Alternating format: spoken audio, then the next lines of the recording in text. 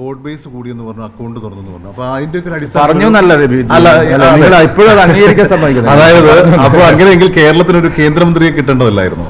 ഒരു സഹമന്ത്രിയിലേക്ക് ഒതുങ്ങിയത് നിങ്ങൾ ആദ്യം പറഞ്ഞു കേന്ദ്രത്തിൽ നിന്ന് കേരള BJPക്ക് ഒന്നും തന്നെ ഒരു തരത്തിലും ഒരു സ്വാധീനവും ഇല്ലാത്തൊരു പാർട്ടിയാണ് ഞങ്ങൾ. പലതരത്തിലും നിങ്ങൾ പറഞ്ഞു. നിങ്ങളുടെ വാർത്തകൾ കേട്ടിട്ട് വിശ്വസിച്ച് അതിന് മറുപടി പറയാനാണെങ്കിൽ നിങ്ങൾ ആദ്യം പറഞ്ഞത് എന്താ?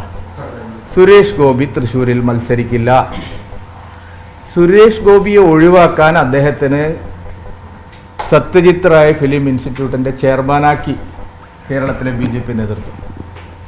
തെരഞ്ഞെടുപ്പ് വന്നപ്പോൾ നിങ്ങൾ പറഞ്ഞു, നിങ്ങൾ മാത്രമല്ല ചില ആക്രി ഇതുണ്ടല്ലോ നിരീക്ഷകന്മാരും, അവർ വന്നിരുന്ന് പറയുകയാണ് സുരേഷ് ഗോപിയെ തോൽപ്പിക്കാൻ, തൃശ്ശൂരിൽ തോൽപ്പിക്കാൻ BJPയുടെ സംസ്ഥാന ഘടകം പരിശ്രമിക്കുന്നു.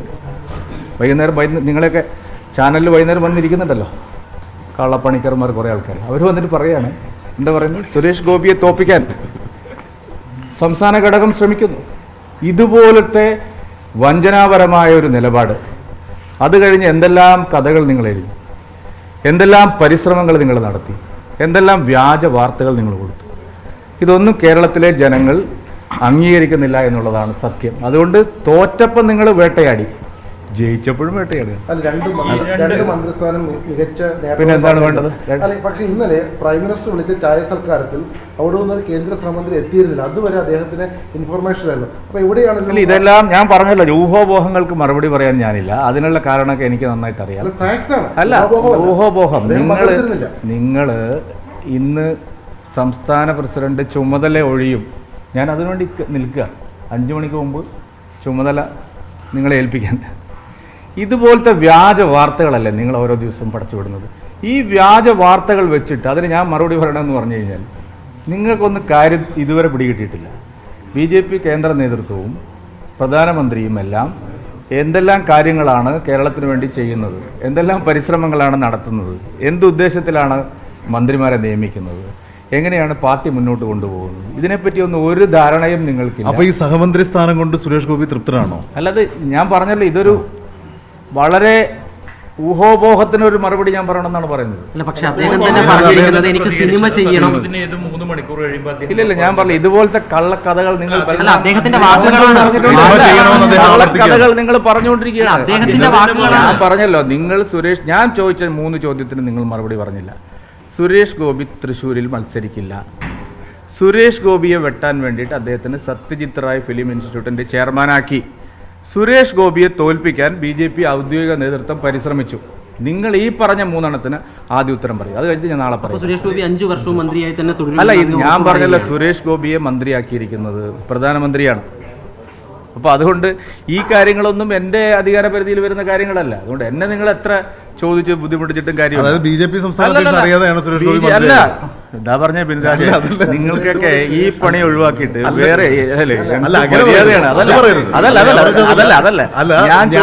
പ്രധാനമന്ത്രി അല്ലാതെ നിങ്ങളിപ്പോ അതല്ല എഴുതാൻ പോകുന്നത്. അല്ല ബിൻരാജ്, നിങ്ങളെ ചാനല് എന്തെല്ലാം എഴുതി വൈകുന്നേരം കൊണ്ട് ഇരുത്തിയില്ല ഓരോ ആൾക്കാരെ 9 മണിക്ക് 8 മണിക്ക് മാസപ്പടി കൊടുത്ത് അവരൊക്കെ കൊണ്ട് നിങ്ങൾ എന്തെല്ലാം പറയിപ്പിച്ചു. എന്നിട്ട് അതേ ചോദ്യം തന്നെ ഇപ്പൊ വീണ്ടും ചോദിക്കുകയാണ്. അതായത് കെ സുരേന്ദ്രനെ അറിയിക്കേണ്ട ആവശ്യമുണ്ടോ?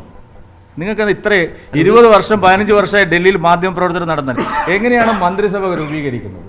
മന്ത്രിസഭ രൂപീകരിക്കുന്നതിന് മുമ്പ് എന്തെല്ലാം കാര്യങ്ങളാണ് നടക്കുന്നത്? ഇതൊന്നും അറിയാതെ ഇത് ആരെയാണ് നിങ്ങൾ കബളിപ്പിക്കുന്നത്?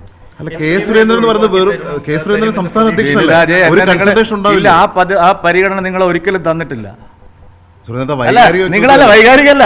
അതായത് ഞാൻ ജൂൺ 2020 ഫെബ്രുവരി 15 പ്രസിഡന്റ് ആയിട്ട് 2 മാസം കഴിഞ്ഞപ്പോൾ എന്നെ മാറ്റിയവരാണ് നിങ്ങൾ.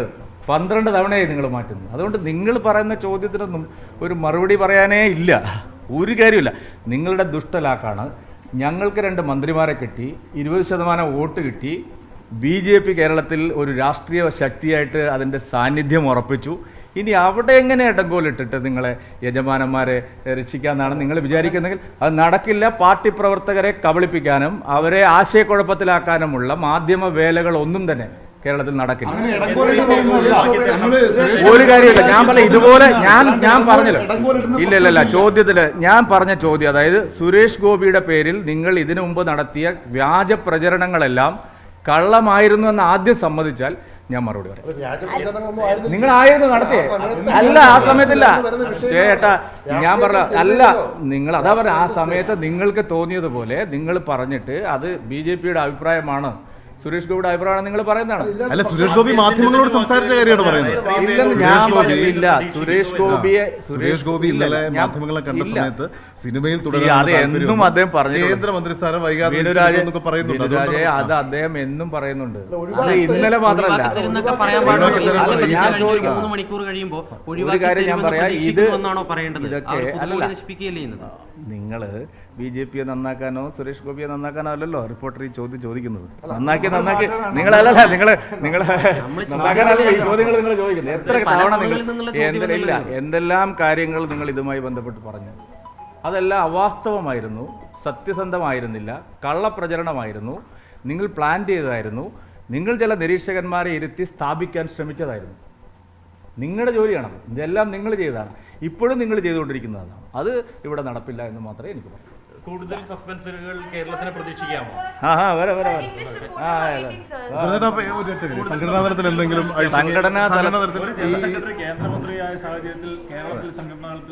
സംഘടനാ തലത്തിൽ ഇനിയിപ്പോ നിങ്ങൾ പറഞ്ഞതുപോലെയാണെങ്കിൽ ഇനി പുതിയ പ്രസിഡന്റ് വന്നിട്ട് അഴിച്ചു പണിയട്ടെ. പിന്നെ രാജ, നിങ്ങളുടെ ആഗ്രഹം പോലെ നടക്കട്ടെ.